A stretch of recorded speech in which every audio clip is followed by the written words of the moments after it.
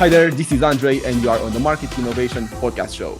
Our special guest today is Raul Galera, Chief Advocate at 𝐸𝑚𝑎𝑐, an app that allows e-commerce brands to set up and run customer referral programs. Today, we'll discuss leveraging this channel as an e-commerce business and how to best benefit from loyalty and word-of-mouth programs as well during the upcoming shopping season. Without further ado, Raul, it's a pleasure to have you here on the show. How are you? How's the morning going? I'm good, doing well. Thanks for having me. No worries, it's my pleasure. You look very fresh. Thank you. How's everything going on your side with the business, with life, with customers? Pretty good. I actually recently just relocated to Mexico City, so this is where I'm speaking from right now. This is my first 48 hours here. Yeah, so yeah, I literally just got here like this past weekend. Things are going very well. In terms of referral candy, as you can imagine, the e-commerce world has exploded over the past 18 months. So we've experienced a lot of growth, and with that, obviously, a lot of new improvements that we've done to our app to better serve our merchants. So yeah, it's a pretty exciting time for e-commerce in general, and we're trying to help as many merchants as we can. Great stuff. So let's start by maybe introducing you a bit more to the audience and help our guys here understand your background and what referral candy does and how do you engage with e-commerce players, let's say, so that we can dive into the discussion in more depth as we go. Yeah, absolutely. So about myself, so I've actually been at referral candy for the past 5 years now. Mostly running the partner program. So we obviously collaborate with a bunch of other companies in the e-commerce world. So whether it's their e-commerce agencies or other tech companies or media companies that touch their marketing or e-commerce in general. So I'm in charge of managing those relationships. Referral candy specifically for those that are listening that are not familiar with us. We are an app that allows e-commerce stores to set up and run customer referral programs. So think about the traditional, the world famous Dropbox referral program, Uber referral program, in which you as a customer get something every time that you refer a friend, and you kind of like bring new business to the store. So we basically allow brands to set it up and run it on autopilot just by giving each customer a unique referral link that they can share with their friends, and we're able to track rewards. And it's basically an easy way for merchants to, first of all, acquire new customers through a channel that it's completely owned by them. They don't need to depend on a third-party platform, and we're talking about leveraging their customer base to acquire new customers, but also it's a way for them to retain those customers that they already have by giving them an incentive. The next time every time they refer a friend, they can get a discount on a future purchase. So you're kind of giving them an additional incentive to come back to your store for more. So yeah, it's overall a good way to acquire new customers and retain your existing ones without having to depend on platforms or other algorithms that might change your entire marketing mix and overnight. Yeah, it's also a very good way to get people in, like, directly involved with your brand, not only consuming products from you, but actually having an invested interest in making money with you in a way. Yeah, exactly. I mean, when brands typically think of the post-purchase kind of like flow after somebody has left the checkout and they've acquired a new customer, something that I keep seeing, and not only as somebody that works in e-commerce, but as a consumer myself, I see a lot of brands that are just like trying to get you to that second purchase pretty much right away, without realizing that literally you just made a purchase. You probably need some time until that happens again. So there's a lot of push for promotions to get that second purchase, and if you can switch the direction of the conversation after a purchase and direct it towards a referral, or maybe it doesn't have to be a referral, but maybe like joining a loyalty program or leaving a review, or like just doing something that's going to engage with a brand other than making a purchase, that's going to pay off down the line. So it's another way, like you said, it's another way to kind of retaining people and make sure that your brand staying top of mind without having to direct people to a product page. Mm-hmm. And you mentioned something really cool there, and I think this can be an angle for our discussion forward, which is what happens after the purchase happens. So, during the podcast and as marketers as well, we have discussed a lot, and we are still discussing a lot what happens and how you can bring those people into the community, how you can drive traffic, drive conversions, etc. But what's at least equally important is what happens after the first purchase, because mainly with e-commerce, the first purchase, not never, but many times is not necessarily profitable for the business. Mainly if we talk about consumer goods, the profit lays in the repeat purchase. So how do you facilitate that repeat purchase is a question that needs answer, needs, a very good answer. And I think it would be a great framework for our discussion now to tackle this point of the customer journey. And, for you guys tuning in that own online stores or that are marketers or activate within an e-commerce business, to think in a bit more depth on this topic, and hopefully we'll be able to inspire you to take a couple more actions that maybe you are not at the moment, mainly in preparation for Black Friday and also Christmas, because it's just around the corner, really. Mm-hmm. Even if it's already like it's still a month or a month and a half, but really we should all prepare from now. So Raul, what's interesting in the business right now? Like, let's talk a bit in the moment. What are you guys up to? How are your clients doing? What are they up to? That would be relevant for our people here. Yeah. So, I mean, as you mentioned, pretty much everybody is preparing for the busiest time of the year. Although there has been a shift in how these has evolved the past year and a half.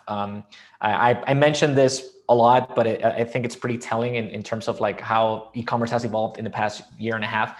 I was at a Shopify event in Amsterdam in February 2020. So literally just weeks away before everything just kind of changed. And the CTO of Shopify was there, and he was showing us a graph.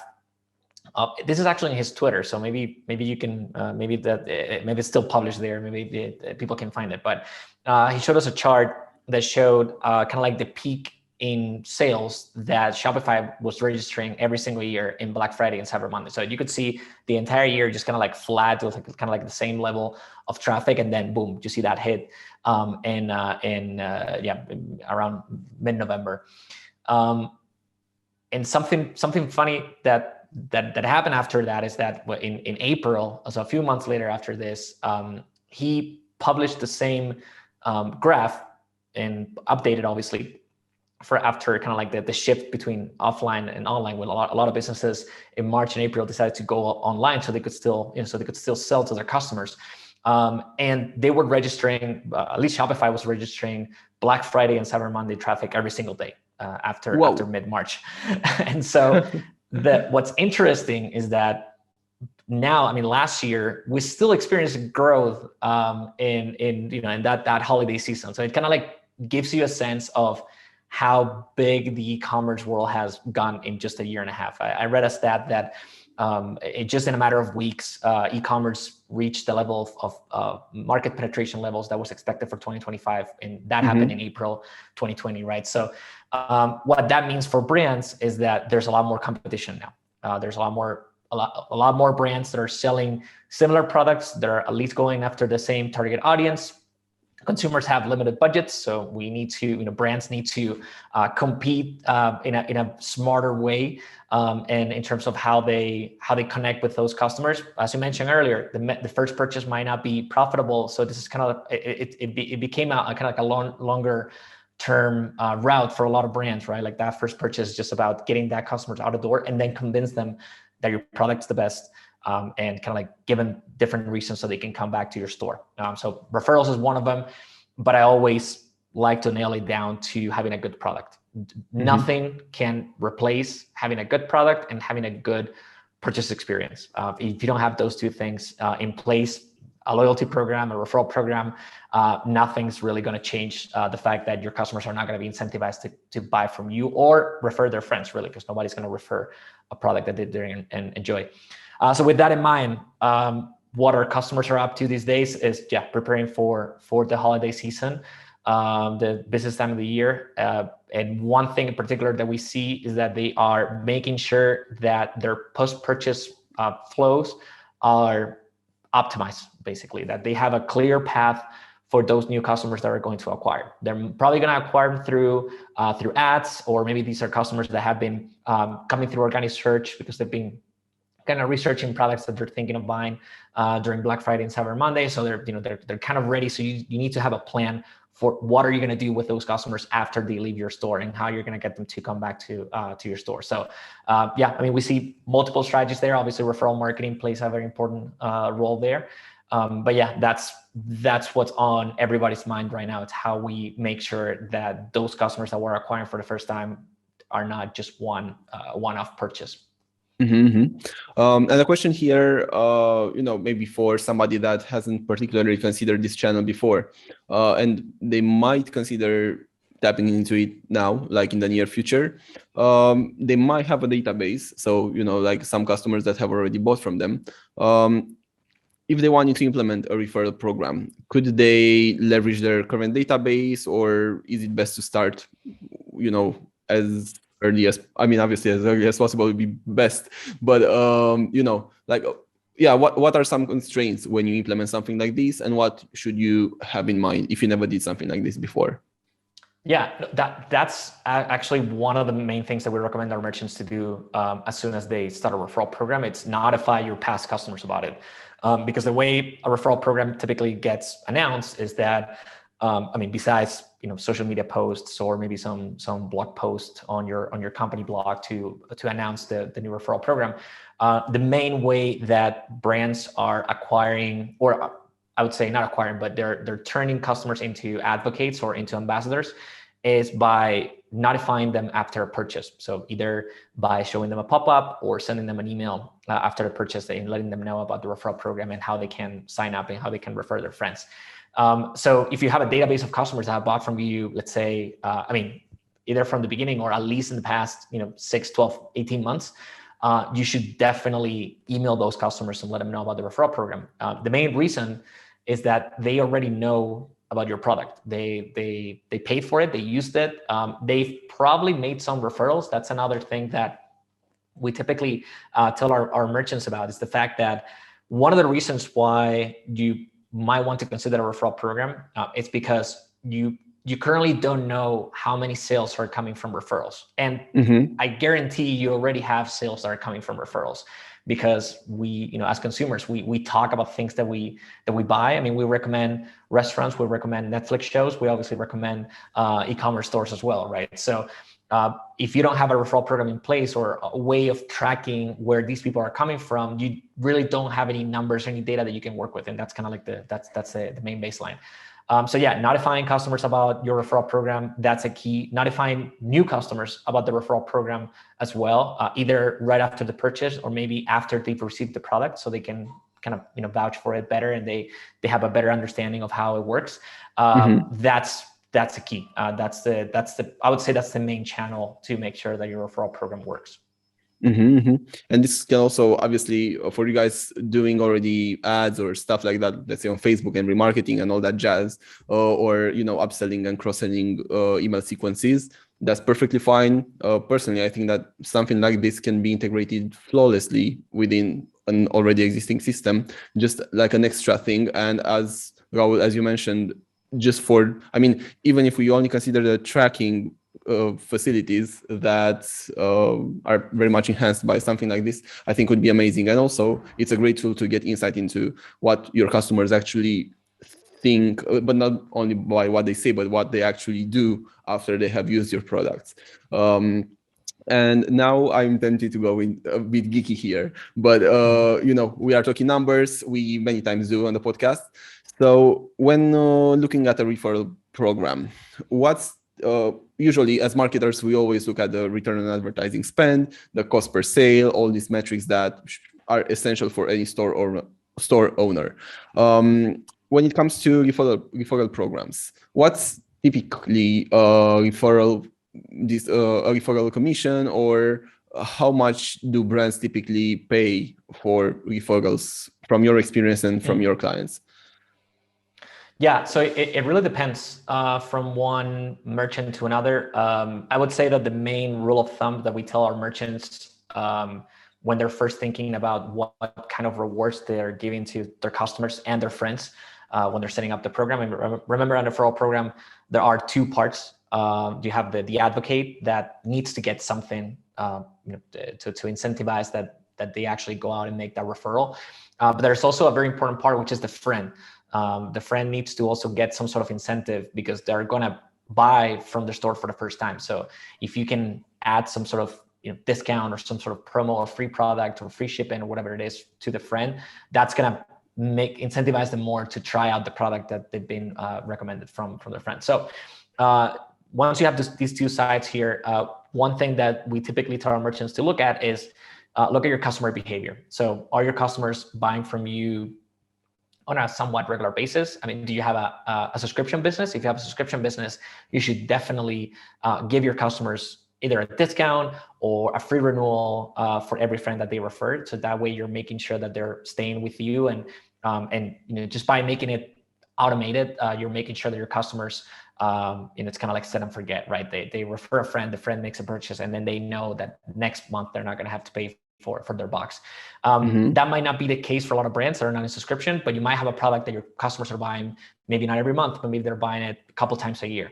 It might make sense for you to still give them a discount so that you incentivize them to come back for more, or maybe give them a coupon code that's going to add a free product to their next purchase, right? So it doesn't have to be a discount. It could be something that adds to their actual shopping cart. And then the third option that we typically look at is merchants that sell products that their customers are not going to buy anytime soon. The example that I always give, beds or mattresses. You're not going to buy a mattress more than once a year or more than once every couple of years, right? Yeah. So if you're selling maybe accessories, you could go with the coupon route that adds some sort of free products. But typically, if you're selling a product that your customers are not going to buy anytime soon, you can give them cash. And so that way, nobody's going to say no to free cash, right? They can spend it on whatever they want. So that usually helps for this kind of setup. Now, when it comes to how much should they be given, you need to consider both sides. If you're giving 10 and 10, it's a 20% commission that you're taking off your margins. So you need to look at your margins and look not only at your margins, but also at your customer lifetime revenue. So how much money is on average these new customer spending on your store, over the next few years, right? And also compare it to different channels. So traditionally, customers that have been referred by a friend, they typically stick around for longer and they spend more, just because of the nature of how they were acquired, compared to organic traffic, compared to ads.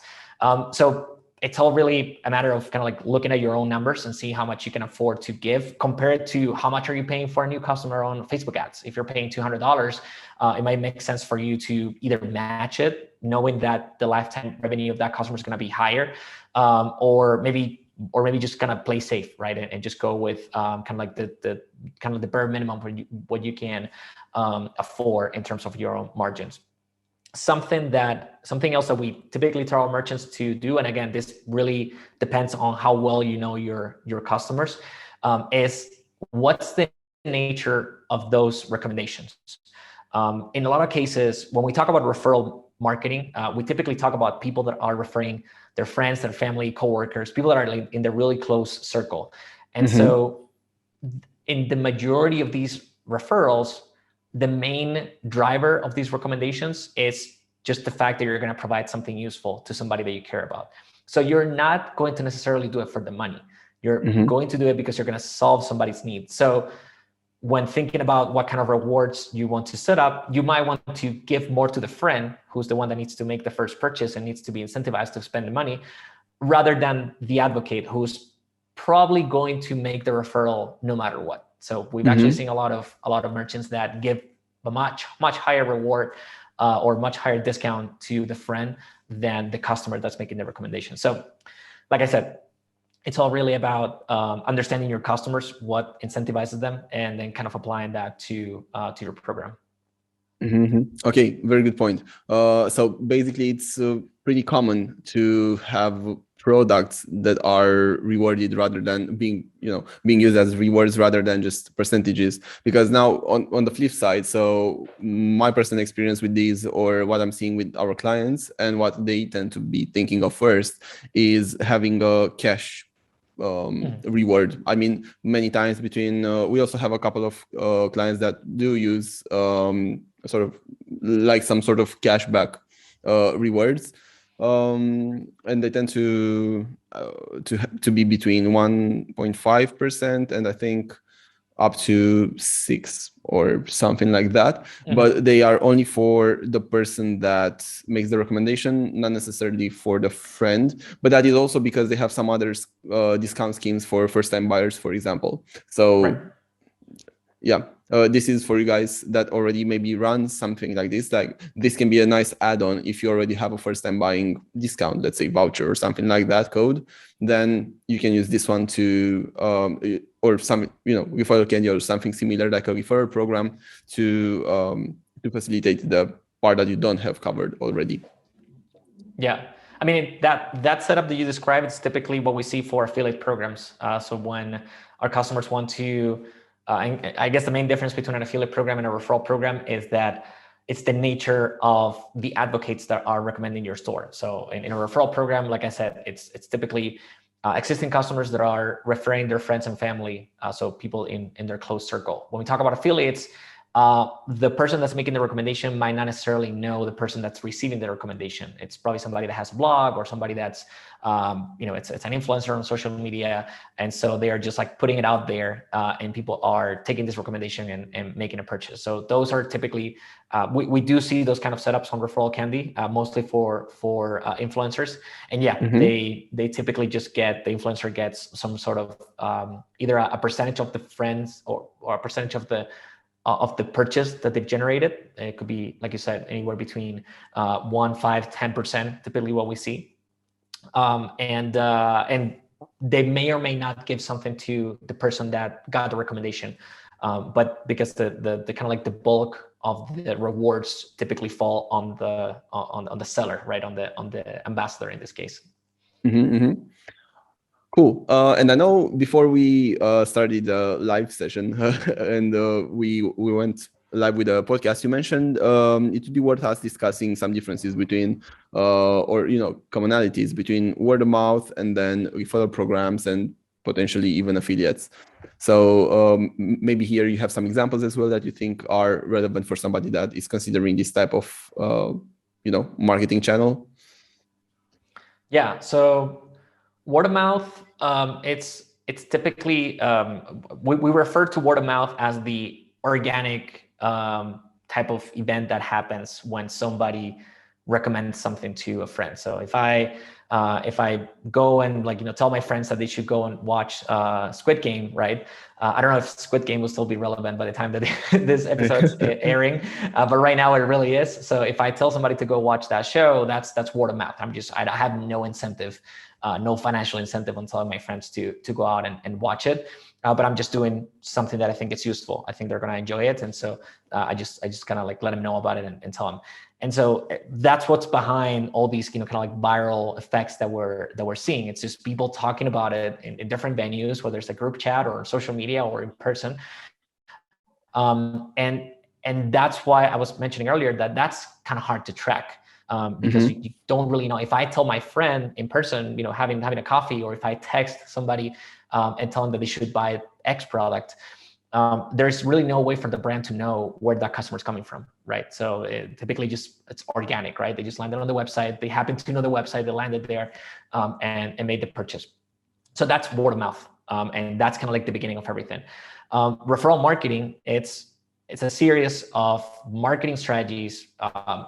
In most of these cases is a referral program that you implement to level up that organic word of mouth that you're already having on your store. So you need to have and this is something I tell merchants, I guarantee if you've been around for a while, if you have a steady number of or a growing number of orders per month, I guarantee you already have word of mouth happening in your store. You just don't know how much, what percentage of that new revenue is coming from referrals, right? So that's the difference between word of mouth and referral marketing. Referral marketing is something you build on top of organic word of mouth.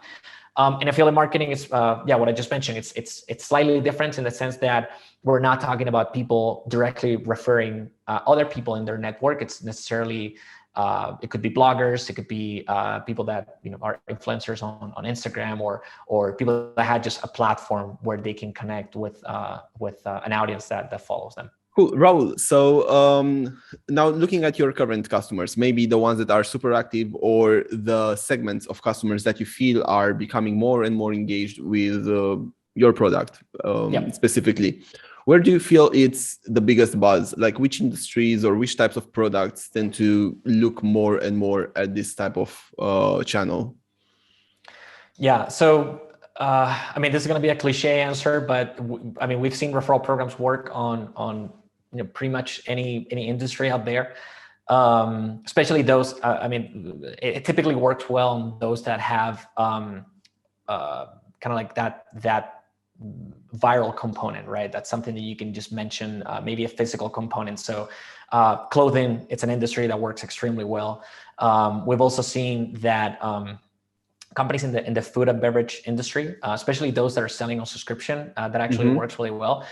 And I mentioned subscription because one, we actually have I was looking at it the other day on our website. The majority of our case studies are something that they have in common, is that they're a subscription business. What's interesting about subscription businesses is that they kind of become part of your life. The fact that you're getting a product delivered to your door every single month or every single week, it's kind of part of your routine. And so it's something that you're more likely to talk about to your friends and family. So, if we could mention subscriptions as an industry, then that's definitely an industry that works extremely well. But those products that have a physical or visual component that you can also share on social media, that you can show your friends, that typically work really well. But yeah, if I have to mention kind of like the top three, I would say that clothing and apparel, it's probably number one. Food and beverages, it'll be the second. And then third, it will probably be kind of gadgets and electronics. We've also seen that industry tends to work extremely well. Okay, very good. And if we were to think about the more non-conventional ways of starting a referral program, or some things that you encountered that you found, oh wait, these guys are doing something that is not so often encountered, what would be some of the more out of the box strategies that you found with your clients, or ways of putting together a referral program that is like, whoa, I never seen something like this before? Yeah. In terms of rewards, I've seen a few. So actually in the clothing industry, so there's one brand that I've actually been their customer too. It's called 𝐸𝑚𝑎𝑐, and they sell their subscription service for unique t-shirts. So every single month they design a t-shirt, they send it out to everybody who subscribed that particular month, and they never produce it again. So you get a unique t-shirt that that if you ever come across somebody wearing that t-shirt, where it's coming from, right? So it also has that kind of like that component of even creating some sort of sense of community around customers. And so what they do for the referral program is that they offer, if I remember correctly, is a free subscription for the customer that makes a recommendation. So if you refer a friend, your next t-shirt, it's on them. So you don't have to pay anything for that. And the friend gets 50% off their first t-shirt. So what tells me is that they are so sure that customers are going to love the product that they're just willing to give a 50% discount to new customers just to acquire, because they know that a large percent of those new customers are going to stick around and probably make another purchase, and then potentially also refer their friends. So that's one that I've seen that works really well. Also in the clothing industry, Threadbeast, that's a customer that's been with us for a really long time. They follow kind of a similar approach. So it's also a subscription box with kind of like a set of clothes that they kind of match what you've selected as your style. And what they do is that they give some sort of percentage off to the friend, but the advocate gets an additional box every time they refer a friend. So if you refer 3 friends, your next month is going to be your box plus 3 additional boxes full of clothes. So that has created a kind of like a viral component. And actually, if you search for ThreadBeast on YouTube, you're going to see tons of videos of people unboxing the box that they have just received and adding the referral link in the YouTube video description, just so people can make a purchase through that. So that's worked really well. And in terms of rewards, I think those are pretty innovative and also pretty, I guess, pretty bold examples that they're just so sure that their customers are going to love their product that they're willing to give pretty hefty discounts. And then in terms of messaging, there's one customer that I think they've nailed it in terms of how to message, how to craft a message that's compelling in terms of how to sell a referral program. And it's called 𝐸𝑚𝐴, and they sell kind of productivity tools, right? So mostly notebooks and things that kind of help you organize your work and your day. And they have a page on their website where they explain what the referral program is about. And they have a note from the team, right? And in there, they have a paragraph that I think it's genius, in which they say, instead of spending money on advertising, we'll rather give the money to you, right? And so it's more like, why would we spend money on Google or Facebook where we can just give the money to people that love our products, which is you, right? And then they also talk about how every referral helps them grow their small studio. So they're also kind of like sharing who they are as a company, the fact that they're a small company, they're trying to grow their business, and so it creates like a very personal connection with the customer. So yeah, in terms of how to craft a really good message, that's always my go-to example. Nice. I love that approach. And now you mentioning about subscription boxes, I remembered now that I once was subscribed to this service of delivering not unique but beers that you didn't always find in shops. And in UK there's a lot of small breweries, so you invariably get a lot of beers that you don't usually get. And they were also international and whatever. But I remember that they were having a mechanism sort of similar to this one, when you referred a friend who'd get, I think, 30% off. It was for them. And then if you referred 3 friends, you'd get a free box or something like that. But I'm not sure how easy it would be, for example, for somebody that would consider an implementation like that. Would it be something that is easily done and automated through, let's say, 𝐸𝑓𝑓𝑒𝑟𝑎𝑙_CANDY? Like, can you have something to track when you get to free and then to automatically offer? Yeah. So we have a number of customers that do that. And so actually kind of also addressing the point of refer 3 friends and get a reward. You can also actually do that on referral_CANDY. You can select what's the minimum number of customers that an advocate needs to refer in order to be able to qualify for that referral. I mean, for that reward. But also the easiest way to do kind of like the free product thing, it's by just creating a coupon code that automatically creates a new product. That automatically adds a free product at the checkout. That's one of them. Another one will be just creating a referral, creating a promo code that automatically applies the promo, which in this case will be a free product, and then sending friends from the referral link to that particular landing page. That's typically how our merchants do it. Kind of depending on the e-commerce platform that they're on. But yeah, and actually the example that you mentioned about the beer, I mean, that's also a very good example of a product that it's easily you can easily showcase to your friends, right? Like if you get one of these boxes, probably the most typical scenario is going to be that you're going to have some friends over so they can try all the different beers that you've bought, and they can taste them and everything. And then the conversation would just organically turn into, oh, where do you get this, right? And then kind of like the whole referral explanation comes through. Yeah, definitely. So what are your plans for the coming months? Do you have any exciting behind the scenes stuff that is going on and you feel like sharing, or things that you are developing right now that are hot in the industry? Yeah, so I mean, we had some major news last week because we were certified as a Shopify Plus app. So that was something that our team had been working on for a long time, and we finally got it. So we're really excited about that. Especially comes at the thank you. Yeah, comes at the best, pretty much best time possible as brands are preparing for Black Friday. And yeah, I mean, what's on our plate right now? It's just making sure that everything is running smoothly ahead of Black Friday, Cyber Monday. On my end, in my particular case, working with agencies and their merchants to make sure that those merchants that are setting up a referral program make sure that they have everything set up by the time that Black Friday and Cyber Monday arrives. So yeah, that's kind of our situation right now. We have some plans on developing some new features for the coming year.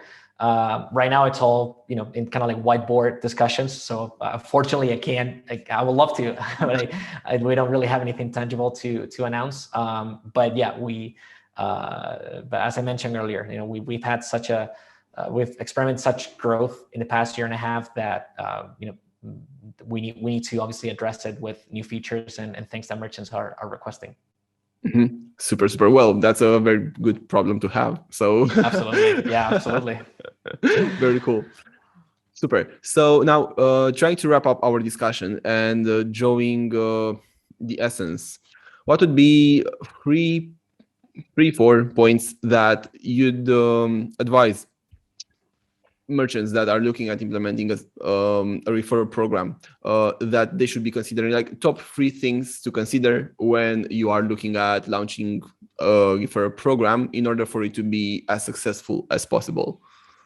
Yeah, so the first one will be to kind of like figure out what's the best timing to announce new customers the existing of the referral program. So is it right after the purchase while you still have their attention? Is it better to postpone it until they actually get the product? Kind of like, figure out what's the, I mean, you can always test it out, but figure out what's the best timing to do that. Also promote it to your existing audience. So not only past customers, but also social media and newsletter, whatever you have available. Make sure that those people are informed about the referral program. The third one will be just to basically decide whether you want to have it as an open referral program in which anybody can join and become an advocate and start referring their friends, or if you want to close it to just existing customers. We have merchants that go both ways. In my opinion, unless there's a downside of not having customers refer your friends, which that's not typically the case.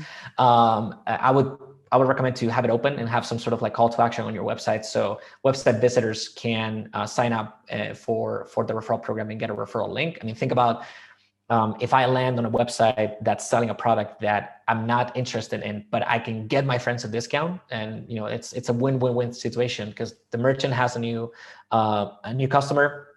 My friend found out about a store or a product that they weren't aware of, and now they have a discount on something they can buy, and it's going to be helpful for them.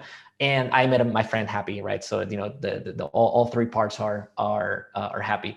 So yeah, it's all about promotion, as you can imagine. Just make sure that there's some continuous communication between the merchant and the customers, and that everybody is aware of the existing of the referral program, especially after they've made that purchase, and they can start interacting with the brand in a way that's not necessarily directed towards making another purchase, right? But just kind of like staying top of mind. Mm-hmm. Yeah, like additional ways to build a relationship, not just asking for money again. Exactly. Cool. Awesome. So in terms of you and the business, if we have somebody here that is tuning in and they find this interesting, how can people best connect with you? Obviously, guys, you'll have all the links to Raul's platforms and Referral Candy in the description of this episode, either on YouTube or if you are streaming, you'll have all the info there anyway. But Raul, where should people reach out to you best? And where do you prefer to have conversations? Yeah, so my email is the best way to reach me. So it's Raul G, so RAULG @referralcandy.com. Happy to take any questions there. We also, for anybody that wants to get started, we also have a little promotion going on. So if they can get $50 off their first subscription after the 30-day free trial. So it's kind of like extending the trial.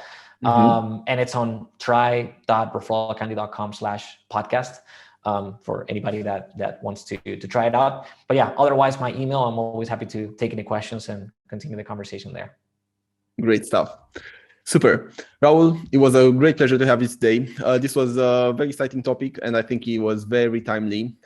Guys tuning in, thank you for staying all the way to the end. Hopefully you found some inspiration here, and we are actually, both of us, looking forward to your feedback. So, if you are watching this on YouTube, leave us in the comments below the video what you found most useful, or if you are considering this and if you have any additional questions that we might be able to address. Otherwise, if you're streaming, as always, pop us an email. Let us know if you would like us to focus more on certain micro topics within this broader topic of of referral programs and affiliate marketing specifically. And Raul and I will see, maybe Raul, if you're up for it, if we can meet again sometime in the near future and discuss in more detail if there's bits that are interesting to you guys as a community.